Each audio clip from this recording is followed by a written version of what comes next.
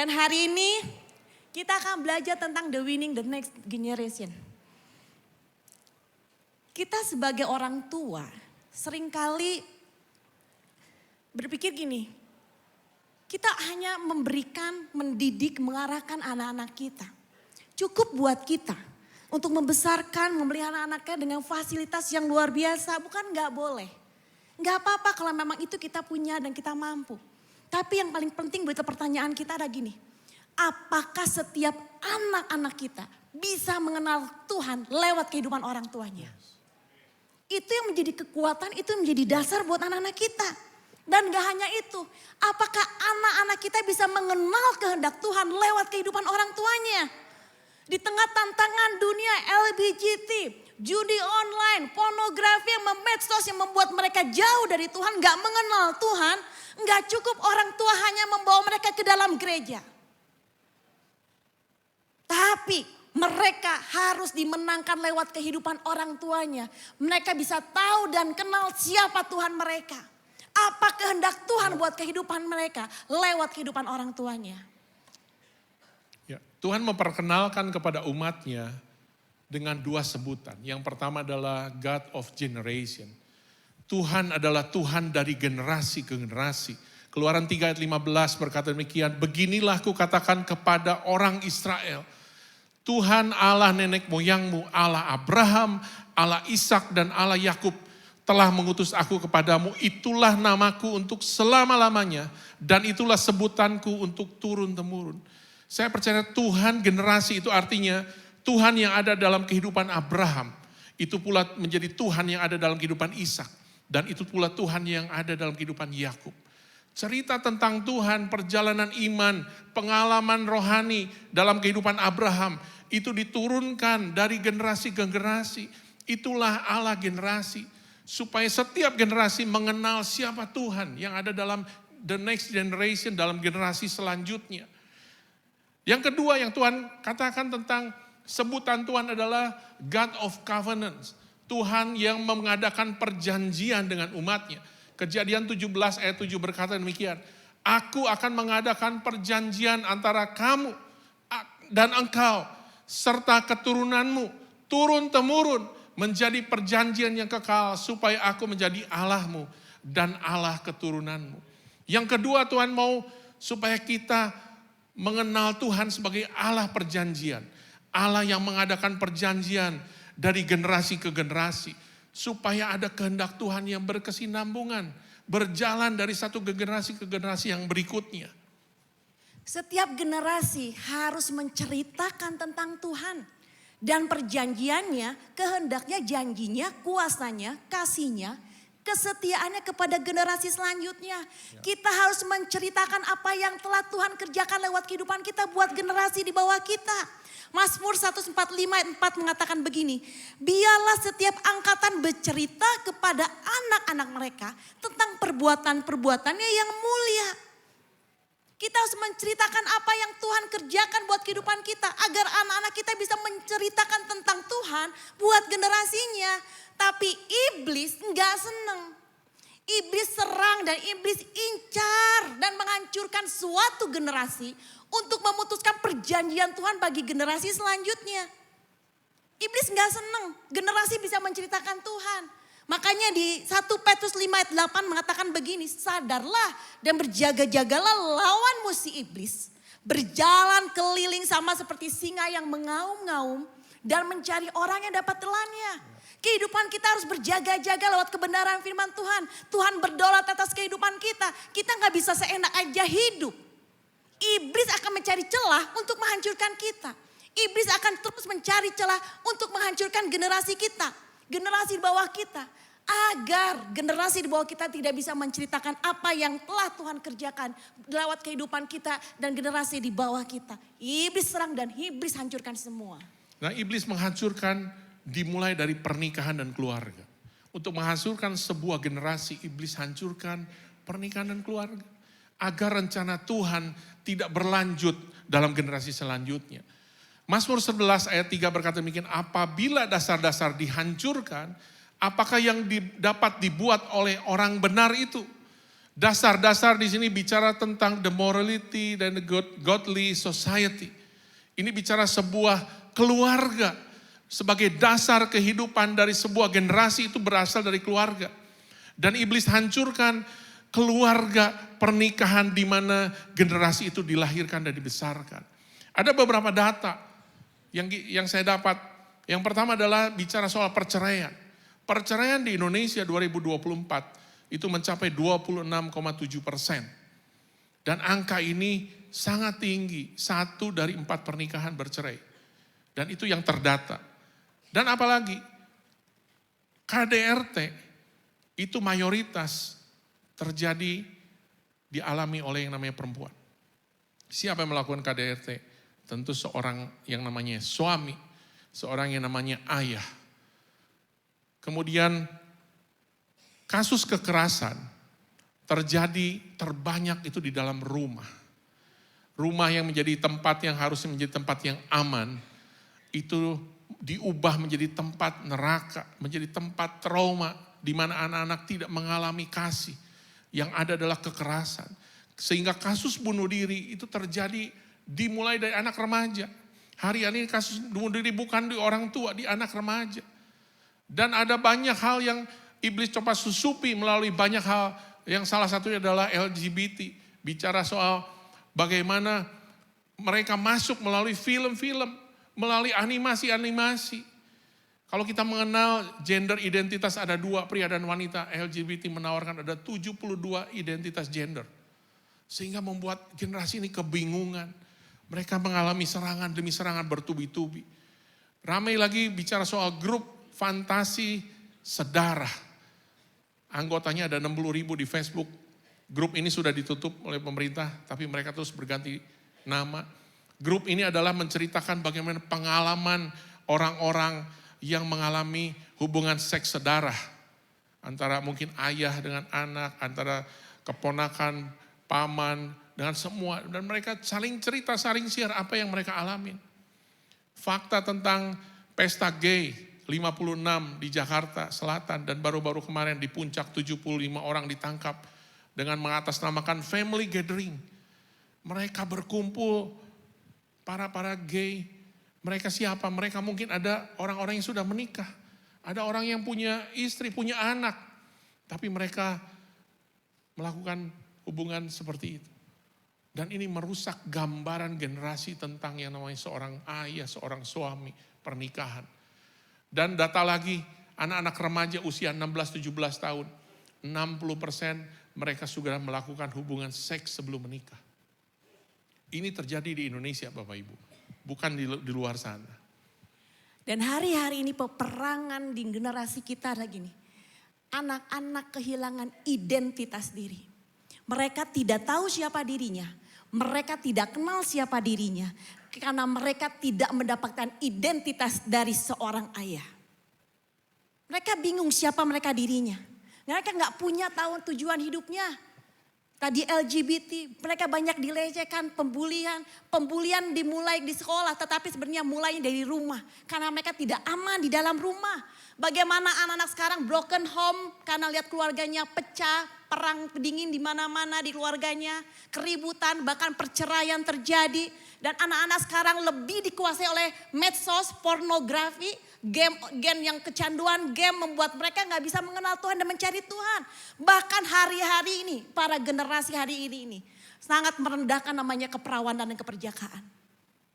Mereka bisa memberikan hidupnya, keperawanan keperjakaannya karena ingin mereka sesenang sesaat.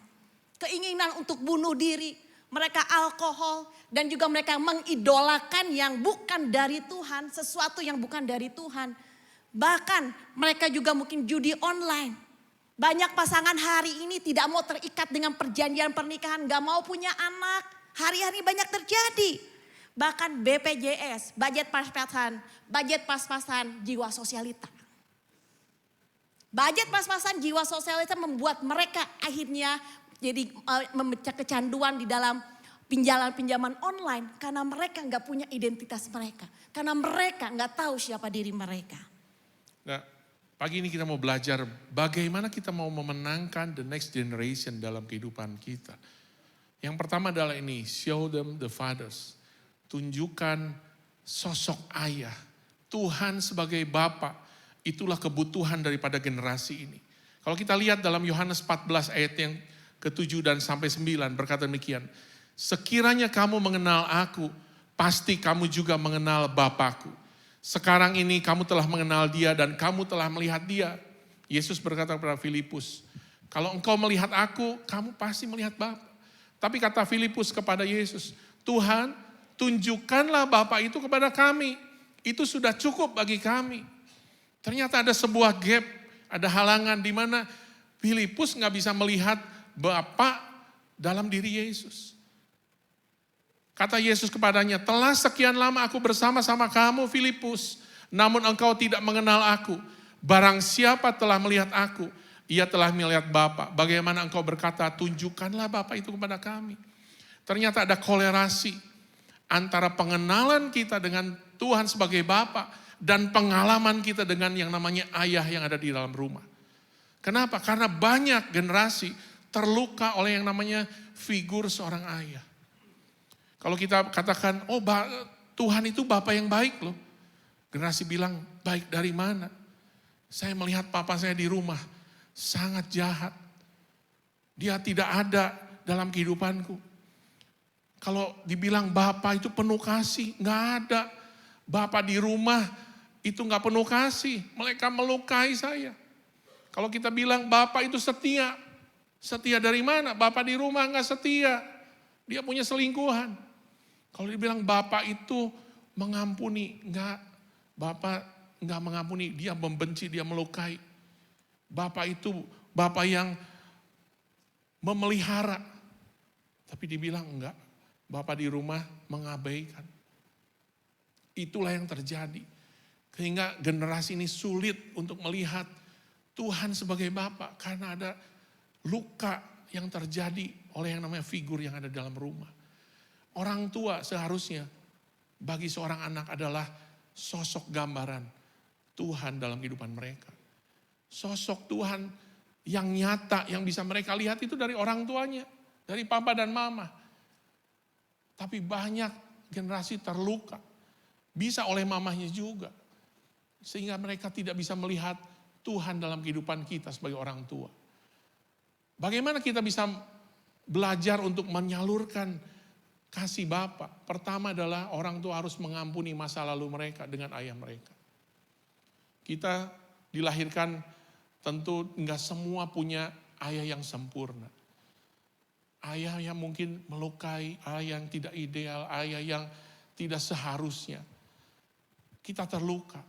Dan disitulah kita harus belajar mengampuni ayah kita. Kalau kita terluka dengan ayah kita, lalu kita membesarkan anak kita. Apa yang kita akan pindahkan kepada anak kita? Luka. Anak kita akan menjadi anak yang terluka. Dan yang kedua adalah minta diampuni. Kalau selama ini sebagai seorang ayah, mungkin kita sudah melukai anak-anak kita dengan perkataan kita, dengan sikap kita, perbuatan kita. Cukup merendahkan hati untuk minta maaf. Minta diampuni. Dan itu yang menyembuhkan generasi ini. Sehingga generasi ini bisa melihat Tuhan dalam kehidupan papa mamanya. Generasi ini bisa menyatakan Bapa mengalami Tuhan sebagai Bapa buat kehidupan mereka. Dan sebagai orang tua kita harus mengalami kasih Bapa. Kita gak bisa memberi apa yang kita gak punya. Kalau kita gak punya kasih Bapa dalam kehidupan kita, bagaimana kita bisa menyalurkan kasih itu buat anak-anak kita? Pengalaman perjumpaan dengan Bapa itu gak bisa dialami lewat kelas. Kita harus mengalami bahwa kita diampuni, kita diterima, kita mengampuni ayah kita. Dan dari situlah mengalir kasih Bapa dalam kehidupan kita. Yang kedua, bagaimana kita bisa memenangkan generasi kita bicara gini, praying heart. Kita berdoa dengan sungguh-sungguh. Kolose 1 ayat 9 sampai 11 mengatakan begini. Sebab itu sejak waktu kami mendengarnya, kami tiada berhenti-henti berdoa untuk kamu. Kami meminta supaya kamu menerima segala hikmat dan pengertian yang benar untuk mengetahui kehendak Tuhan dengan sempurna. Sehingga hidupmu layak di hadapannya serta berkenan kepadanya dalam segala hal. dan kamu memberi buah dalam segala pekerjaan yang baik dan bertumbuh dalam pengetahuan yang benar tentang Allah dan dikuatkan dengan segala kekuatan oleh kuasa kemuliaannya untuk menanggung segala sesuatu dengan tekun dan sabar. Doa adalah kekuatan rohani yang akan mengawal perjalanan masa depan kehidupan generasi. Generasi kita selanjutnya untuk dia tahu apa sih kehendak Tuhan. Gimana sih membangun kehidupan yang berkenan kepada Tuhan. Gimana sih punya hidup yang bisa berbuah. Gimana sih hidup yang mengenal Tuhan. Gimana sih kehidupan kita yang punya kekuatan, ketekunan, kesabaran untuk menghadapi setiap proses yang Tuhan kerjakan dalam kehidupan kita. Kita memang mengajarkan kepada anak-anak kita, boleh kamu tahu segala hal, boleh tahu belajar segala hal, tapi jangan lupa jangan lupa untuk kita mengajarkan mereka mengenal Tuhan lewat kehidupan kita. Itu yang sangat penting. Banyak hari-hari ini ibu-ibu, pasangan muda, pasangan-pasangan orang tua hanya menanamkan kamu harus jadi kaya, kamu harus kawin dengan orang yang kaya biar kamu dihargai. Tapi mereka tidak pernah menanamkan bahwa hidupmu harus tahu dan mengenal Tuhan. Karena di dalam otak mereka hanya kekayaan, hanya materi. Bukan, nggak salah sih Bapak Ibu, maaf nggak salah. Tapi yang terpenting akan mereka mengenal Tuhan, mengenal kehendak Tuhan. Sehingga mereka tahu hidupnya berkenan kepada Tuhan. Hidup mereka diciptakan gak sia-sia, tapi Tuhan punya rencana lewat kehidupan mereka. Tuhan punya rencana bagaimana kehidupan anak-anak generasi kita, generasi di bawah kita bisa menyenangkan Tuhan lewat kehidupannya, lewat sekolahnya, lewat pekerjaannya, lewat apapun yang mereka lakukan. Dan hidupnya layak berkenan kepada Tuhan, tahu bagaimana mereka menyenangkan hati Tuhan. Gak hanya itu, kehidupan mereka bisa berbuah. Kehidupan mereka gak hanya dipakai untuk kepentingan mereka sendiri. Tapi apa yang mereka katakan, apa yang mereka bisa lakukan, apakah kehidupan mereka bisa berbagi bagi orang lain. Hidupan yang berdampak, berbuah dalam kehidupannya. Orang tua harus menanamkan itu. Dan juga orang tua harus bisa menanamkan untuk anak-anak bisa faith, bisa tidak menyerah, tekun, sabar dalam menghadapi proses. Jangan sampai orang tua shortcut apa yang Tuhan kerjakan proses buat anak-anak kita. Tapi biarkan anak-anak kita mengalami proses yang Tuhan berikan. Untuk mereka boleh mengalami Tuhan, mengenal Tuhan, mereka tekun dan sabar dan mereka tidak pernah menyerah. Tapi mereka punya kekuatan, mereka punya tahu siapa yang menjadi Tuhan mereka. Mereka tahu bahwa Tuhan tidak pernah meninggalkan mereka sehingga mereka bisa mengalami Tuhan dalam kehidupan mereka. Efesus 3 ayat 20. Bagi dialah yang dapat melakukan jauh lebih banyak daripada yang kita doakan atau pikirkan. Seperti yang ternyata dari kuasa yang bekerja dalam kita. Tuhan bisa mengerjakan apapun lebih yang dari kita doakan dan pikirkan. Hidup kita membawa anak-anak kita berkenan dan mengenal Tuhan. Yang ketiga, bagaimana kita memenangkan generasi brings to God's calling and destiny. Bawa anak kita untuk mengenal panggilan Tuhan, destiny Tuhan sejak masa mudanya. Dalam Mazmur 127 ayat 3 sampai 4 dikatakan, sesungguhnya anak lelaki adalah milik pusaka. Milik pusaka ini bicara soal, itu adalah warisan yang Tuhan berikan buat kita. Enggak bicara soal anak laki, karena terjemahan bahasa Inggris bicara children's. Artinya bahwa anak adalah titipan kepercayaan yang Tuhan berikan buat kita. Daripada Tuhan dan buah kandungan adalah suatu upah. Seperti anak-anak panah di tangan pahlawan. Demikianlah anak-anak pada masa mudanya. Jadi yang pertama kita harus tahu anak kita milik Tuhan. Yes. Bukan milik kita. Kita dipercayakan. Karena itu kita harus belajar untuk mempersiapkan mereka. Mengarahkan mereka kepada apa yang Tuhan mau. Tujuan Tuhan dalam kehidupan anak-anak kita. Anak-anak seperti anak panah di tangan pahlawan. Anak panah harus dipersiapkan supaya tajam dalam kerohaniannya, dalam karakter, dalam skill, dalam talenta, semua hal. Tapi terlebih kita harus menjadi orang tua yang mengarahkan mereka untuk melesat pada sasaran Tuhan. Anak ini harus dipakai untuk hidupnya membangun kepentingan Tuhan, menyatakan kerajaan Allah dalam kehidupannya, membangun pemerintahan Tuhan dalam hidupnya, dalam hidup orang lain. Itulah tujuan Tuhan. Dan melalui siapa anak-anak diarahkan? Melalui yang namanya seorang ayah dan ibu. Papa, mama, orang tua, kolaborasi. melayani mereka, memuridkan mereka Yes. untuk menjadi generasi yang melakukan tujuan Tuhan. Ada dalam Mazmur 139 ayat yang ke-14 dan 16 dikatakan, aku bersyukur kepadamu oleh karena kejadianku dahsyat dan ajaib. Tuhan ciptakan setiap kita, termasuk anak-anak kita. Tuhan ciptakan ajaib, dahsyat. Ada banyak hal yang Tuhan tanamkan dalam kehidupan anak-anak kita. Ada tujuan Tuhan di situ. Ajaib apa yang kau buat dan jiwaku benar-benar menyadarinya. Tulang-tulangku tidak terlindung bagimu ketika aku dijadikan di tempat yang tersembunyi. Dan aku direkam di bagian-bagian bumi yang paling bawah. Yang 16. Matamu melihat selagi aku bakal anak. Dan dalam kitabmu semua tertulis hari-hari yang akan dibentuk. Sebelum ada satupun daripadanya. Ternyata Tuhan sudah tuliskan dalam kehidupan anak-anak kita, kehidupan kita. Dalam satu kitab. Yang namanya dalam bahasa Ibrani-nya Shepherds. The Book of Prophecies. Something is written to preserve it for future use. Ada hari-hari, ada kehidupan, ada tujuan, ada calling, ada destiny yang Tuhan tanamkan sebenarnya dalam kehidupan anak-anak kita.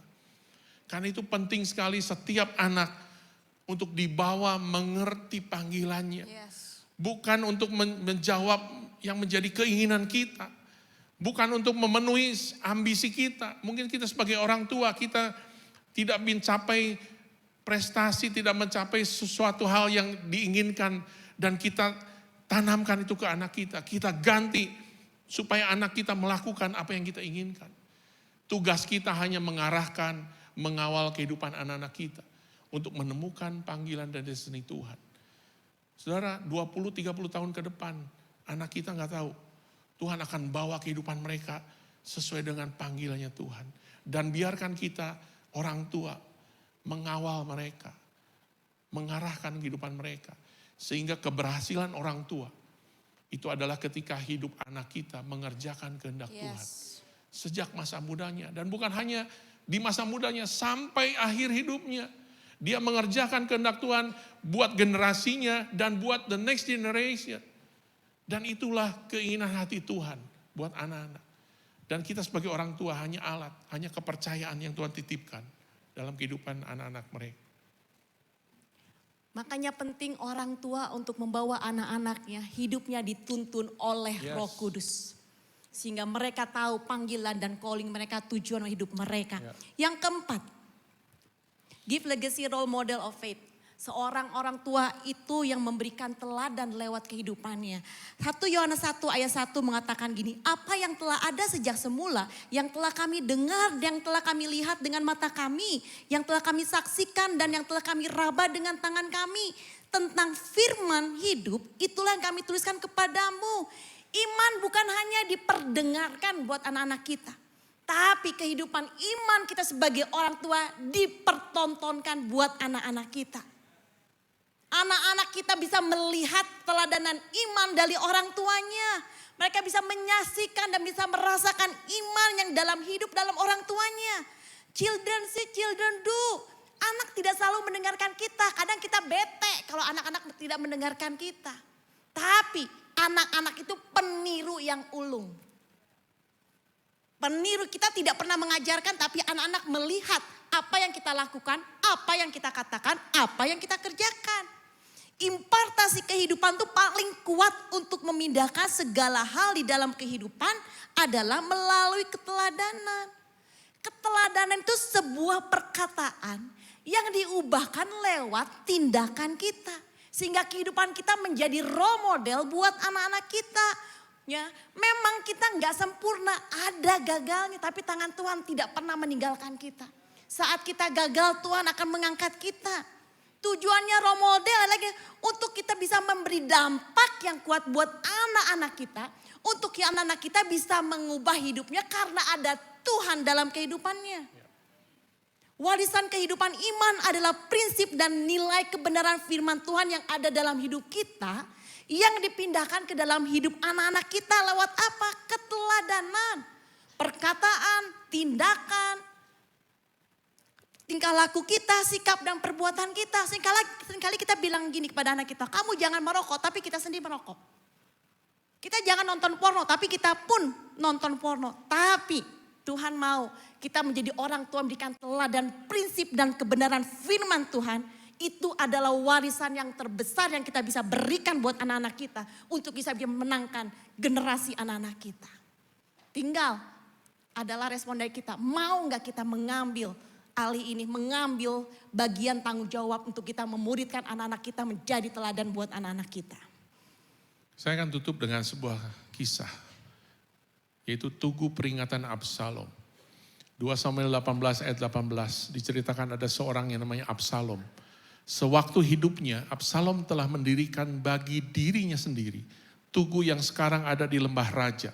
Sebab katanya, aku tidak ada anak laki-laki untuk melanjutkan ingatan kepada namaku. Dan ia telah menamai tugu itu menurut namanya sendiri. Sebab itu sampai hari ini tugu itu dinamai orang tugu peringatan Absalom. Absalom semasa hidupnya, sebelum dia mati, dia sudah dirikan sebuah tugu. Dia bilang tugu ini akan memperingati ingatan akan namaku. Untuk memperingati apa yang telah aku capai dalam kehidupan ini. Sebab karena dia bilang gini, sebab aku tidak punya anak laki-laki. Aku gak punya keturunan yang akan melanjutkan apa yang aku kerjakan. Apa yang terjadi? Sebenarnya Absalom itu punya anak. 2 Samuel 14 ayat 27 dikatakan Absalom itu lahir 3 orang anak laki-laki dan seorang anak perempuan. Jadi dalam hidupnya ternyata dia punya anak sebenarnya. Tapi dia kehilangan anaknya. Dia kehilangan the next generation dalam kehidupannya. Sehingga gak ada anak-anaknya yang melanjutkan apa yang dia bangun. Siapa Absalom? Absalom itu adalah anak ketiga dari Raja Daud. Dia seorang yang punya karisma. Dia seorang yang beauty and charm, populer. Dia sangat terkenal di Israel. Tapi hidupnya penuh dengan luka dan kepahitan. Dia memberontak kepada ayahnya Daud. Dan dia menginginkan kedudukan seorang raja.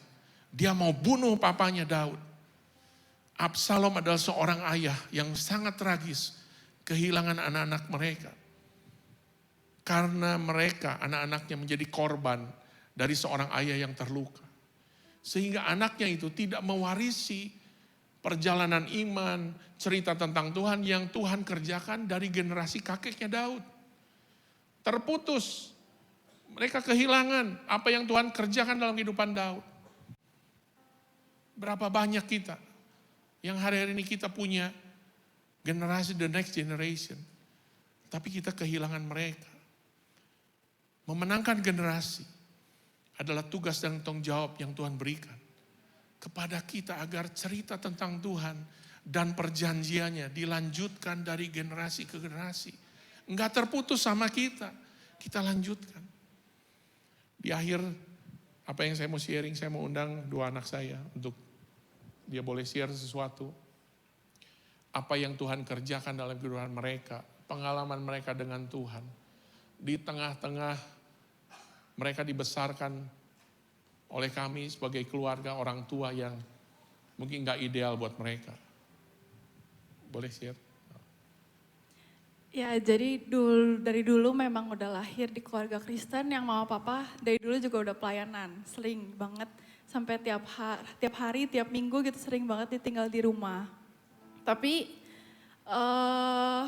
aku nggak merasakan buah-buah pelayanan itu karena aku merasa yang mereka bagikan selama pelayanan itu hanya kebohongan gitu. Karena apa yang mereka layani di luar dan apa yang mereka layani di rumah tuh beda banget. Jadi dalam rumah mereka banyak melakukan kekerasan baik secara fisik maupun kata-kata, baik yang secara sadar maupun gak sadar yang sampai saat ini tuh jujur menimbulkan luka dan trauma gitu. Walaupun akhirnya kita udah berdamai, kita udah punya hubungan yang baik, tapi waktu itu sama sekali aku gak punya tempat aman di rumah di mana keluarga tuh harusnya jadi tempat kita sharing, tempat kita saling cerita keadaan, tapi aku sama sekali nggak bisa karena hubungan kita sangat jauh. Dan akhirnya Tuhan tuh meminta aku untuk maafin mereka terlebih dahulu gitu. Walaupun sebenarnya kesel banget karena kenapa harus aku yang minta maaf duluan, kenapa nggak orang tua yang minta maaf duluan. Karena mereka yang duluan menyakiti gitu. Tapi kalimat yang aku dapat adalah di saat kita memaafkan seseorang itu memang nggak akan mengubah keadaan ataupun masa lalu kita gitu. Tapi hati kita yang akan diubahkan dan masa depan yang akan diubahkan.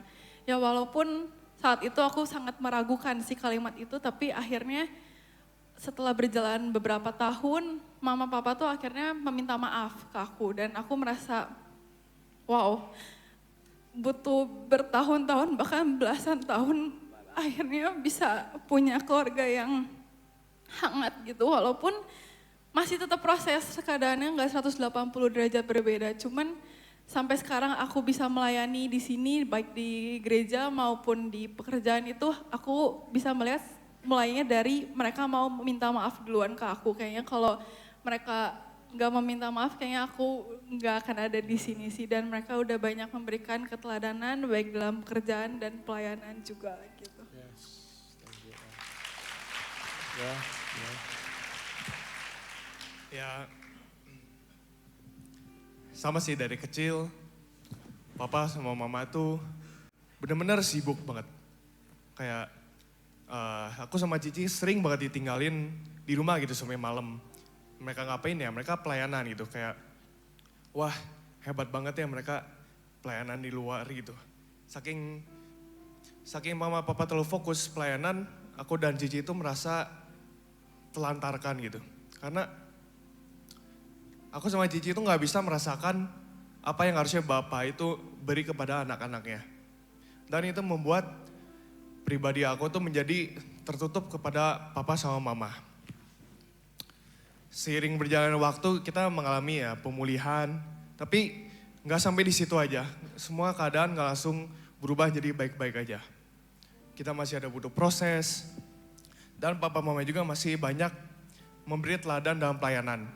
Kayak mereka itu sangat nggak kenal lelah lah untuk melayani orang-orang. Mungkin walaupun sudah capek, sudah tenaga sudah habis, dan papa mama itu menjadi seseorang sosok penegur bagi aku. Semenjak kuliah itu aku kuliah tuh di luar Bandung, jadi aku tinggal sendiri dan sudah memiliki bisa mengambil keputusan sendiri. Tapi di saat itu papa tuh sering ngomong, ayo Joel, ayo komsel, ayo pelayanan. Tapi aku tuh masih kayak, aduh males ya.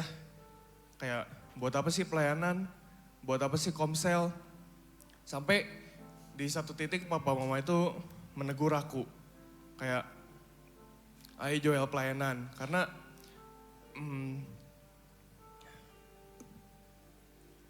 hidup sebagai anak Allah itu ya harusnya melayani. Itu adalah kewajiban kita sebagai manusia gitu.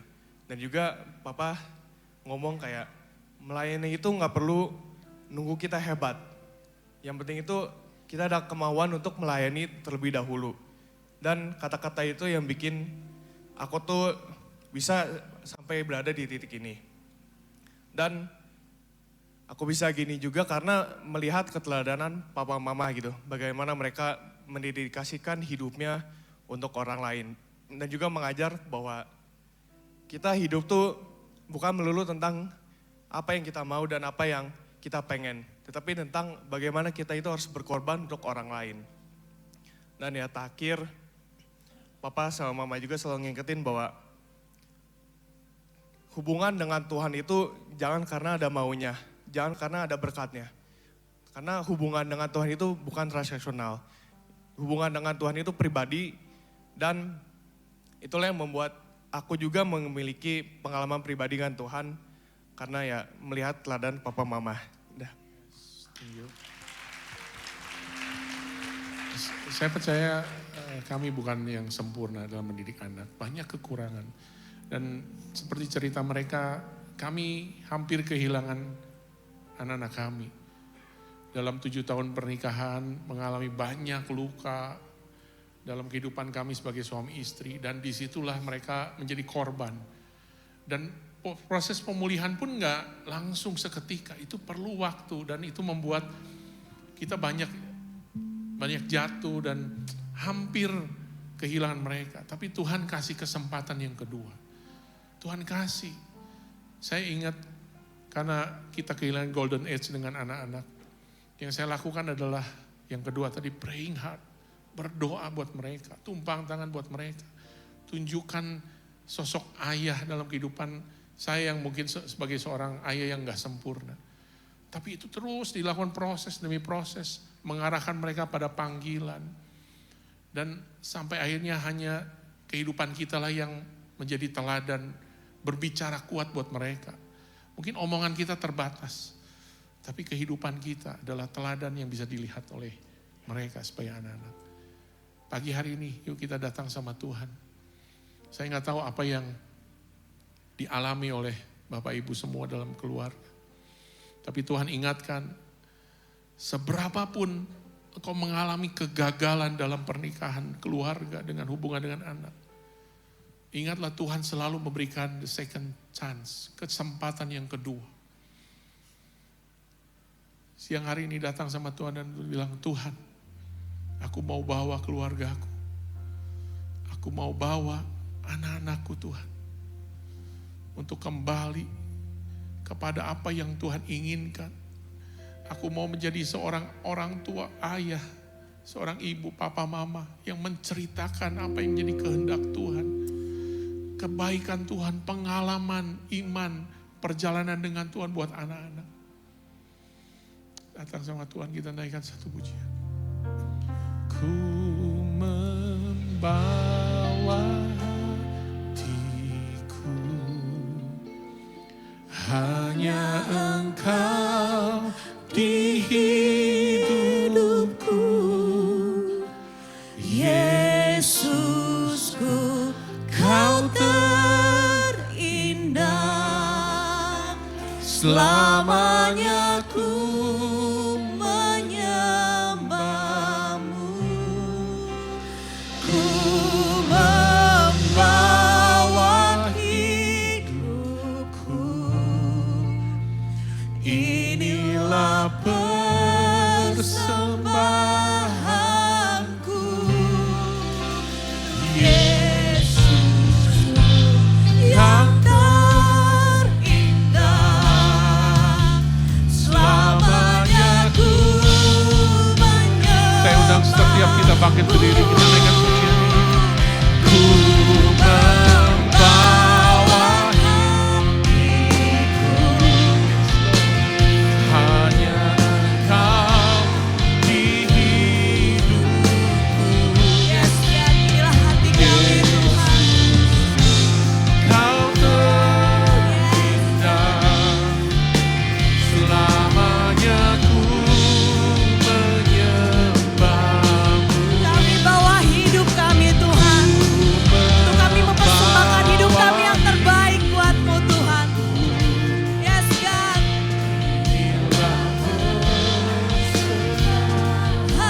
Aku Yesusku, Kau terindah, selamanya ku menyembahmu. Yesus. Siang hari ini saya mau encourage setiap ayah, setiap mama. Maukah engkau berkomitmen, Tuhan aku mau Tuhan. Memenangkan generasi, memenangkan anak-anakku yang Tuhan titipkan, percayakan dalam kehidupanku. Aku mau mereka mengenal apa yang jadi calling dan destiny Tuhan. Aku bawa mereka untuk mengenal Tuhan sebagai Bapa melalui kehidupan kami sebagai orang tua. Aku mau meluangkan waktu untuk berdoa agar mereka mengenal kehendak Tuhan. Mereka hidupnya berdampak. Mereka mengalami proses, tapi mereka kuat dalam proses. Tuhan, dalam keterbatasan kami sebagai orang tua, kami mau menjadi role model dalam iman kami Tuhan. Aku berdoa Tuhan, Engkau melihat Tuhan setiap keluarga demi keluarga yang mau mempersembahkan kehidupannya hanya untuk Tuhan. Tuhan, berikan kesempatan kedua. Seberapapun engkau mengalami kegagalan hari ini, Tuhan bisa ubahkan kegagalan itu menjadi sebuah kesaksian. Cerita tentang Tuhan dalam kehidupan keluarga. Thank you Lord Jesus, thank you Lord Jesus.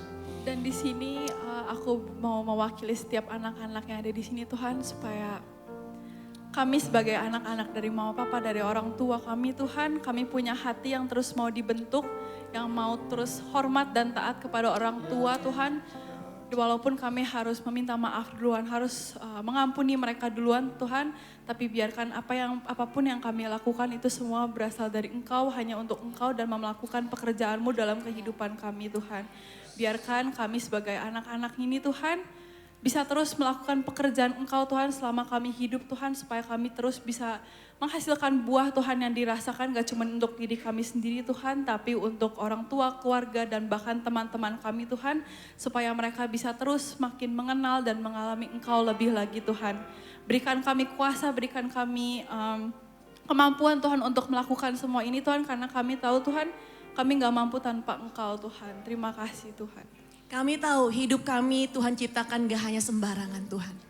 Tapi ada tujuan yang Tuhan mau kerjakan lewat kehidupan kami. Biar kami menangkap apa yang menjadi maunya Tuhan dalam kehidupan kami. Untuk kami berjalan di dalam rencana-Mu, untuk kami berjalan di dalam kehendak-Mu Tuhan. Mampukan kami karena kami tidak bisa berjalan sendiri Tuhan. Kami butuh Tuhan yang menopang kami. Kami butuh Tuhan yang menuntun kami. Kalaupun kami gagal, kami tahu Engkau tidak pernah melihat kami gagal Tuhan. Engkau mengangkat kami dan Engkau tidak pernah meninggalkan kami Tuhan. Kami mau persembahkan kehidupan kami, keluarga kami menjadi alat-Mu Tuhan. Sehingga kehidupan kami, keluarga kami bisa menceritakan Tuhan. Ada Tuhan yang berdaulat atas kehidupan kami. Menceritakan Tuhan sehingga banyak generasi-generasi dimenangkan Tuhan. Kami merendahkan hati di hadapan-Mu Tuhan. Inilah kehidupan kami. Inilah hati kami bawa kepadamu Tuhan. Dan kami berkata biarlah kehendak-Mu saja yang terjadi buat kehidupan kami. Dan kami merendahkan diri di hadapan-Mu Tuhan. Pakai kehidupan kami dimanapun kami berada, menjadi seorang ayah, seorang ibu, seorang suami, seorang istri, bahkan seorang anak, orang tua Tuhan. Kehidupan kami mau menceritakan Tuhan yang berdaulat atas kehidupan kami Tuhan. Dan sebentar kami juga akan memberikan persembahan kami. Terima kasih buat apapun yang Tuhan percayakan buat kehidupan kami. Kami mau mengalihkannya kepadamu Tuhan untuk hormat kemuliaan-Mu Tuhan. Berikan kami hati yang tulus, yang murni untuk kami boleh memberikan apa yang telah Engkau berikan buat kehidupan kami. Sucikan, kuduskan tangan-tangan kami Tuhan. Di dalam nama Tuhan Yesus kami berdoa dan bersyukur. Yang percaya katakan.